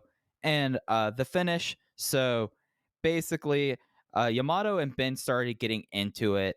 Basically, Shun pulled Ben into a go to hospital 2. Looked like there was going to be a whole lot of discord. And then Z-Brats made it 2-on-1 and Ben lurking on Yamato. They held him up for the spear, but instead Ben speared Shun. And then there was the Frankensteiner of the Almighty on Hyo to get the win. So afterwards, Ben did a shouting promo of which it ended with him staring down the camera for an uncomfortably long period of time. I love weirdo Benkei. Ben is so weird. And we had this discussion a lot in the early days of the pandemic where Ben would show up looking like a different human on every single show. He is, from all accounts we've been told, a truly weird human being. He is doing phenomenal work right now, though. I didn't think this was a great match. I thought the finish was great. I thought it was executed really, really well. And I will ask you the loaded question. What comes next? Are we sure Ben is locked in with high end? I felt like, to use another term that the kids use, I felt like it was a little sus. I right now am leveraging and having some put options on Z-Brats turns class of 2016. Like, I'm sorry. Like, it's something that the character that Ben is showing by being his true self, like, that's what we've learned here. Ben just needs to be his true self, listen to battle rap, and, gesture wildly and just be bizarre. Like, what if this was the Ben we saw as Dreamgate champion, Kate? That would have been fascinating. I mean, I think it might not have worked. It might not have worked, but it would have amused me at the very least. It might have been a weird case of too much. It might have been what we go, hey, Ben, settle down. A little less of that. just I appreciate the effort, but a little less of that. It could have very easily been one of those things because his intensity is at a 10 right now, and I think it's working. I'm with you. I really think him and Hyo and Shun together is a combination worth exploring. I think there's a lot of potential with those three, with Hyo being the mic guy, with Shun being the super worker, and with Ben showing the intensity that he's been showing. I want to see that. And then you throw in Diamante, you throw in Hulk or whoever else rounds out that group. I don't anticipate Hyo and Diamante being separated. I think from what we know about their relationship, those guys are going to be traveling together as either baby faces or heels. But I think those guys are locked at the hip for now. It's those just guys a matter might be in each other's weddings at this point. They might marry each other. It just seems like those guys are attached, and it's just a matter of filling out, the extra spaces with guys who aren't in the class of 2016 after that. I continue to think that's the direction they're going. Yamato is maybe eating a spear at the September Korakuen. That certainly seems like a realistic possibility. I don't think this high-end story is over, and I don't see Ben being a babyface much longer, even with the hug to Yamato. Yeah, and as I was saying, they weren't going to do the turn here, but for what they had to do to get to the turn, perfect. Completely. Yeah, no, this was a good angle. I know there are some people in the Discord that like this as a match way more than I did. The match didn't do a ton for me, but the finish got over everything that it needed to get over. It looks like Ben is going to take out Yamato. Instead, he takes out Hyo, or he takes out Shun, rather. Frankensteiner on Hyo. There's the finish. Clean, intriguing, very suspenseful. Good stuff here. Exactly this kind of stuff we've been screaming for from this venue for the last 2.5 years, Case. It's really the first extended program that we've seen from Ben since he won the Dreamgate, because he was, the undefeated stuff was really hot, but you look back at that Dreamgate run and he wrestles Yamato, and then he wrestles Mochizuki, and then he wrestles Yoshino before losing to Doi, and he was doing the weird stuff where he was teaming with Shun and they weren't in a unit, and Shun was losing, and I thought that story was messy. I didn't really think that did Ben any favors, and then you look through, largely the complaints we've had about Ben K was he doesn't seem motivated. He's not really going anywhere. He's a guy that is kind of here now to lose a Dreamgate challenge once a year, and I still think that is where he's at on the roster, but he's at least doing it with a little more pep in a step this time around. I like the work that he's doing a lot here. It is certainly, since he lost to Doi at the end of 2019, to me, the most energized that he's looked. Yeah, and it's something that if he's showing this weird charisma now, I don't think it's going to ever cure his inability to really do the mic presence that they would want him to do, but it's giving him a lot there. It's giving him a lot of life here, and it makes him that, if he's being this weird when it's defocused on him, that's going to be a good sign. Because how much he was the biggest guy who could disappear at any moment, and now I think it's impossible for him to do it. I think that's really cool. Completely. Yeah, no, this is good stuff. The main event of Hakata, there are 2 shows and across Fukuoka, was a Dreamgate build match. It was D Courage and Kakuta teaming up against Eita, Takashi Yoshida, and Ishin Iihashi. Look at Ishin in the main event and looking excellent in it. It was the totem killer on Daya to win, and he nearly, they were checking on Daya after the match. I looked afterwards. He wrestled the next night. It seems like he's fine. But for people who don't know, the totem killer isn't done a lot because it's a wheelbarrow German suplex hold that often the momentum gets you going so fast that it turns into Crunch City. And boy, was Daya a crunch wrap at the end of this. To explain it in layman's terms, this looked fucked. This was a scary finish. A good way to close out this weekend. I looked at the card before I started watching it. I saw Ishin Iihashi in the main event, and I started rubbing my hands together. I said, oh boy, this is going to be good stuff. Big opportunity for him. Got to be the first main event that he's ever worked. At least the first main event where he had any noticeable presence. I thought he was great. I thought this was a really fun match. Kakuta showed up. Eita showed up. Iihashi showed up. I'm very bullish on the Dreamgate stuff right now. I think that match is going to be great, and the young guys played their roles to perfection here. Yeah, Kakuta, in his first real weekend as D-Courage and Kakuta, boy, did that given him something to do. He looks like the wrestler that he was before injury. It's awesome. And Ishin stepping up, really. I mean, main eventing here. And yeah, he is someone that normally, if it wasn't going to be like this kind of match where you needed Daya or Kakuta to eat the fall to build up Eita for this, he was the obvious person if it was going to be a babyface win to take the fall here. But he looked awesome here. My only complaint here, Yoshida, a little bit too much Antios Goonie for me. He was just a little bit too much of a stooge in this match, and that just brings up bad memories for me personally. But I thought this was excellent. Building for a match that's a month away. This is the kind of stuff, like, I know you're saying like it's not blood feud now, but this is the kind of stuff, like, on the outset, if we build towards the blood feud, I'll look back on this and go like, yeah, no, the really sick trios match that had Ishin and Iihashi in it that built up this match here. I enjoyed it. I went 3 3/4. Yeah, I'm at 3.5. I agree with your points on Yoshida. I mean, that's a pretty jarring main event team of Eita, Yoshida, and Ishin Iihashi with one another.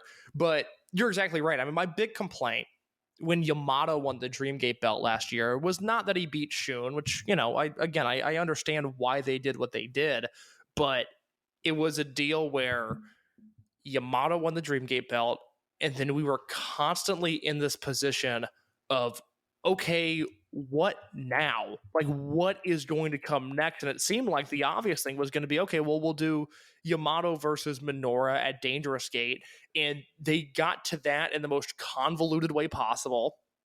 And then you had Gate of Destiny. It was like, okay, what now? And then there was this weird BB Hulk build. And then you got through that. And it was, again, okay, what now? And it was the Ben-K match that ended up being a great match, but the build to it just died such a horrible death. I will never forget the silence in Korakuen Hall when they did high end versus high end, and Jay and Ho-Ho had to cover for those guys because it was so eerily quiet in that building. There was just no momentum with Yamato's run. He had wrestled all the guys other than Minoura and, I guess other than Kai that he needed to wrestle. There were no fresh matchups, and there was no, like I said, momentum. Yoshioka's a guy with plenty of fresh matchups who out of the gate has some momentum. This Eita match to me, and it seems like to you, feels hot. I would love to know what other people think about it. I haven't seen a lot of conjecture about it, but the feud is still young. But to me, it's working. He's hit all the right notes that you would want him to hit at this point in his run, and there seems to be long-term hope for this. So I'm very happy with this. I thought the main event was very good, and for a Fukuoka weekend, this was pretty solid. I feel like I always operate on a heavy curve with these Fukuoka shows, but yeah, no, this was very solid. And yeah, it's something that the way they set this up for this, like, compare and contrast with like Minoura. Minoura was like the person that actually should have had main event matches last year at Kobe World, not this year. And it was just like, wedging him in that 4-way match that like set up there, and Yamato was already solidified enough that he didn't necessarily need the challenger, but it was just messy work with this. Whereas this was clean setting up this case. KZ and Eita, not in the Dreamgate picture for a while. They are of a rank that it's like, yeah, no, they can call their shot, basically. They have a match. Now we start building to the Dreamgate. And it's something that Eita's at a point that, do I still think that the Eita babyface run should have happened over this year? That should be the reality we're living in. Yeah, I do. Like, that's just something that I think that this was like the window to do that in. But for someone to get like the first promoted defense against Yoshioka, I mean, unless you're immediately feeding him Yamato, I don't know how else you could really set up a title run to come out of Kobe World, and I'm perfectly happy with where everything's at this point. Completely. Yeah, no, I think this is the right matchup to do. I think, given what happened in King of Gate, I think Yoshioka versus Yamato is a match worth exploring, but I would really I feel like Dragongate would be in a great position if they could do Yamato versus Yoshioka, if they could hold off until Champion Gate of next year. Doesn't that feel like a really big Champion Gate match? Yeah, and it would be something that for Osaka, especially that building, that they really haven't had like a special Dreamgate match for Champion Gate for years. So, yeah, no, I mean, you might argue that you might be wasting, but I see your logic there. Well, it's just, you look back the last time Yamato was Dreamgate champion at a champion gate, he wrestled Takashi Yoshida, and that was a very bad weekend of wrestling. That was a very poor set of shows. But you look ahead to Yoshioka. Okay, so he's at Dangerous Gate. He's got Eita. I think at Gate of Destiny, he's going to be wrestling Ben K. That puts you at Final Gate. I would love to see Yoshioka versus Shun. I don't have enough intel to say right now what I think is going to happen. We'll figure that out, because that could very realistically be a Yamato match, and that's big enough to fill that building with the restrictions that are in place. But if you can get through those first 3 defenses, maybe a Corkin defense against Diamante, if you get through that and you get into next year, you can hold off on him defending the title until March. And I think Yoshioka versus Yamato in that building would be huge. Yeah, I guess the only thing that I would push back on is they've already had 2 Corkin defenses this year. They're not going to do a third of Diamante. Yeah, possibly. I don't know. You could throw him in the October Corkin bubble and just say, knock yourself out, and I would be very much on board with that. Oh, that's a match I want to see. It's just something that with like their tendencies, that like that's the one I'm like, just ease up on the gas pedal just a little bit. There was one more match we wanted to talk about tonight. Can I make one quick note on Diamante? Sorry to cut you off. Oh yeah, please do. We had talked on the show last week about how, just given the nature of wrestling in Japan right now, and Diamante wrestling, he wrestled in 2019 in front of normal crowds, but he wasn't really good in 2019. I did ask for people to reach out if they lived in Japan and let us know kind of what the deal is with him. And we had somebody reach out, and we're like, no, his merch moves. He's very over. The idea of a small building Dreamgate shot is certainly not out of the question. So just in case anybody was also wondering, it appears to be 2 thumbs up for Diamante. Yeah, it's no question that he should have it. It's just my mind is just scheduling wise, basically. But yeah, no, that was really cool to hear. Seriously, fans who are going to shows, please reach out to us. I love that kind of stuff. So yeah, no, that I'm glad you jumped in here and added that on. So it was still in Fukuoka Prefecture on the next night. Up on YouTube, we had Benkei versus Kaito Nagano. Case, you made sure that I checked this one out, and boy, I am glad that we did.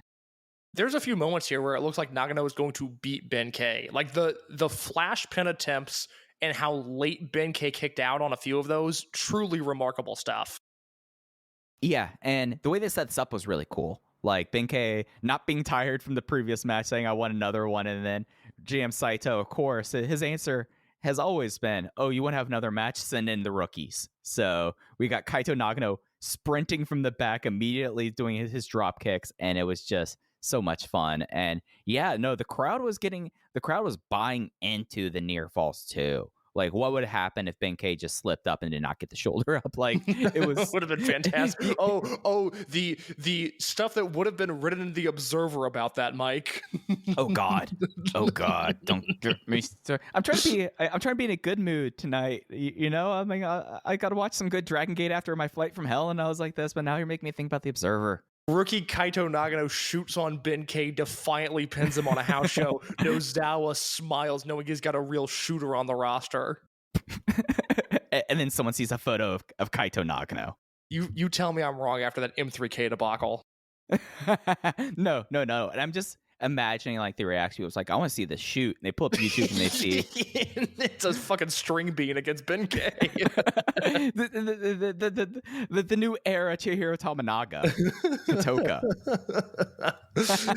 It's a very good match. It's worth your time, because again, it's under 10 minutes, but it doesn't quite feel like vet versus young lion. There's some legitimate back and forth stuff there that I think is super compelling. So Nagano's 3 for 3. Go watch his matches.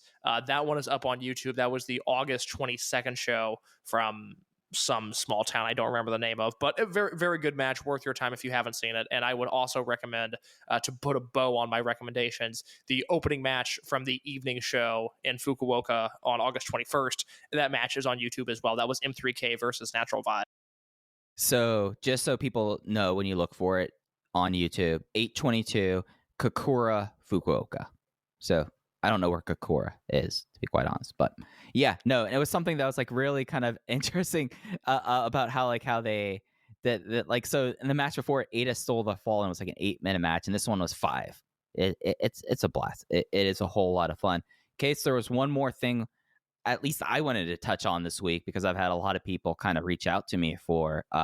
It was announced, and I believe this might have already happened by the time that you all will hear this, that Masato Yoshino is appearing for GLEAT at Corkin Hall on the 24th, and it will be the official there to present the G-Rex title. The winner against, I think that this is the Doki match, right? Against Lemon, right?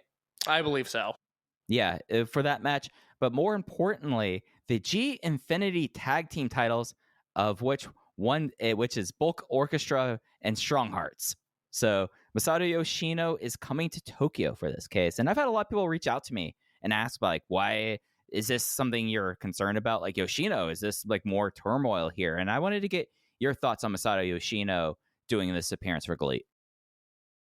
Yeah, so it is Lindemann versus Dukai. It is the tag title match, and then Kento Miyahara is also on this show. So, boy, GLEAT better crack 1,000 fans. That's going to be a tough look if they put 670 in Corkin. Yeah, but Yoshino showing up here, do you read anything into this? I will say this, and I will be especially careful with my words, knowing that this is going to take place hours after we record before most people hear this. In my 7 years of covering Dragongate, closer than almost anybody, there has never been a story that I have had less of a read on. I think there's something there. I don't know what it is. I stared at the poster of Yoshino all day the day it was announced, and I just don't know what to make of it. The thing that I can say for certain, it's the second domino in the Stronghearts Dragongate relationship to fall. You obviously go back to Takahiro Yamamura's return match. Dragongate paid for his rehab. He returned the favor. He and El Lindemann wrestled a very awkward exhibition match a few years ago in Kyoto. Ever since then, there's no contact. You look at a guy like Kazuma Sakamoto, a notorious freelancer, never under Dragongate contract, went from Twin Gate champion one day to GLEAT roster member the next day. And there is, there's very clear tension, and has been since the Stronghearts split. Shima's basically been wad from the company in the same way that Ultimo was when Shima had power. I really don't know what to make of this. I think it's a huge deal symbolically. I don't think it's a huge deal otherwise, if that makes sense. But I could very easily be talked into this being a bigger deal than I think it is, if you feel it is. I guess like the thawing, Yamamura, and then they've sent flowers for like Shima's like 25th anniversary, which is just President Kaito sent flowers for Shima's 25th anniversary. He did not send flowers for Gamma's retirement show, which I weirdly think is relevant to this matter. Yeah, that there's some stuff going on with that. But the flowers to Shima, like, I don't read much into that other than the pointing thing that Gamma did not get flowers, because that's just a professional thing. Like that's like a polite thing to do for that kind of thing. Like that's what you do for those sort of things. Like, oh, it's a big thing here. Well, I'm not close to them, but I'll send them flowers. Like it's just kind of like proper form there, in my opinion. But my main thing about this, and this is the thing I kind of go back to about this situation, and this is the thing I can't square just in general, and it's something I haven't been able to square really over the last year.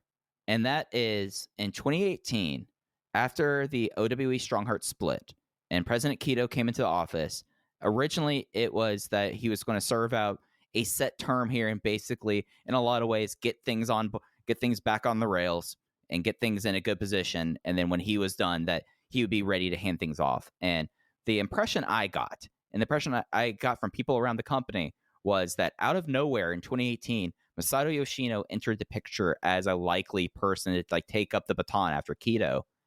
Fast forward 3 years, Masato Yoshino retires. And Case, I can only speak for myself. I'm surprised about how much of a ghost Masato Yoshino has been over the last year. Of course, it was something that like he was in horrible shape. He got through that basically by the skin of his teeth, and he had to get his life together and like get better. And heal up. And of course, he started his gym, which seems to be pretty successful out in Kobe, Gym Speedstar. But there really has not been much from him in the Dragon system. And that's something I haven't been able to completely square. Kind of came out of nowhere to kind of become at least conferred to me as a possible successor, the person that will be likely the leader of the promotion after retirement, to now doing an appearance for someone that there is still very, very frigid terms. Like, there is some thawing with Shima and people, but it is not to any sort of point that it would be just it would be a tremendous shock, at least for me personally, if he showed up suddenly. You know, like it's something that some parts of it I think are getting better, but not the places where you'd need to get it better. If it makes sense. No, I mean there's no coming back. Don't think there's a Stronghearts path to Dragongate in the works here. And if there is, great. I think we all win, but don't go down that route. I wouldn't advise it. In terms of Yoshino being a ghost, it doesn't surprise me.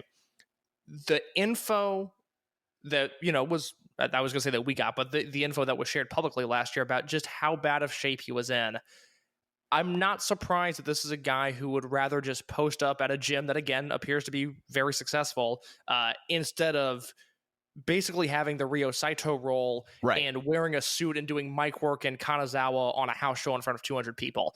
The fact that Yoshino was seemingly in the running for that position, I mean, really the way that I look at it, from the info that we were told 2018, 2019, even early 2020, it seems like Ryo Saito has the job that was being made for Masato Yoshino. Now, that's pure speculation. I don't know that for sure. There's a lot of moving parts here that we don't have concrete information on, but the way things were set up to us from people that would certainly be in the know to some degree, it seemed like that the current role that Saito's in could have been the role that Yoshino was in, but given the shape that he was in by the time he retired last year, I'm not surprised at all that we haven't seen him. I really, once he stepped away August 1st of last year, I haven't really expected to see him since. I don't know what opportunity would be there for him other than just to say hi and maybe move a few more tickets, but that hasn't happened. It's happening in GLEAT, oddly enough. Yeah, and that's the thing that about him being a ghost and showing up there. Yeah, I don't know. I lean towards this being really symbolic more so than anything, and I'll be happy to be wrong if all of a sudden Masato Yoshino is a Ledet employee and he's in the office of GLEAT and he and Shima are booking this promotion. Fine. I will be off on this one. I just see it as a way to sell some tickets in the same way that Shima teaming with Shingo a few months ago was, because it's not like, we have numerous on record reports of those two hating each other. Once they teamed in May, it's not like we heard, Shima and Shingo have been hanging out lately. They've been going to Starbucks. They've been going to Gold's Gym together. That isn't the case.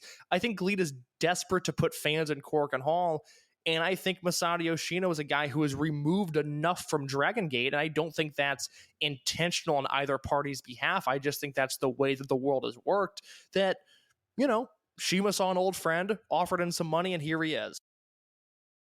Yeah, and if that ends up being what this is, then that's what I still personally think is the most likely scenario here. I mean, Ledet, they paid Kenta Kobashi to do these sort of things. They're not above throwing money at people to get people in the building or to add legitimacy here. It's just something that, like, when this came about, it was an interesting point. I had a lot of people reach out to me about this to get my kind of read on it, and didn't really talk to you about it, Kiss. So I wanted to make sure that we had a chance to kind of give our thoughts at length and discuss it.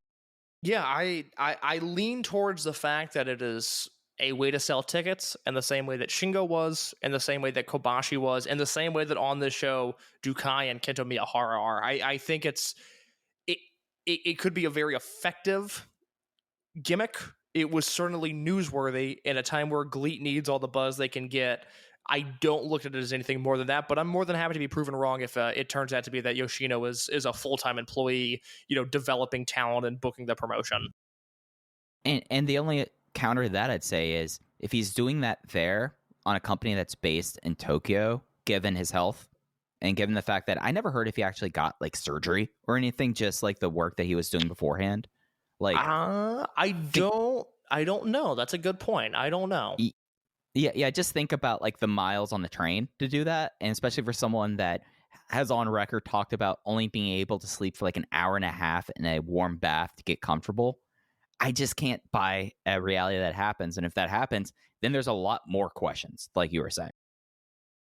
Yeah, because the way the Saito position has been laid out, I just don't see how that would be beneficial for Yoshino's health. So again, there's a lot of stuff that I think you and I have questions on in terms of the backstage structure and what might have changed. That will be stuff that, unfortunately, unless we catch the right person on the right day, and I don't even know who that person would be, that's stuff we might learn only years from now. But it seems like there was a change in direction in the backstage structure, and whether that was Yoshino taking himself out of the running, whether that was them changing their minds and moving towards Ryo Saito, I do not know. But that appears to be where we're at. And Yoshino, who at one point, we were straight up told was primed to take over President Kito's position, is now completely out of the picture, and Ryo Saito is the one that appears to be gaining backstage power. Yeah, it's a fascinating story. It'll be something that, at least for me, knowing that it takes pulling teeth to get me to watch GLEAT, I will turn on YouTube to see Masato Yoshino.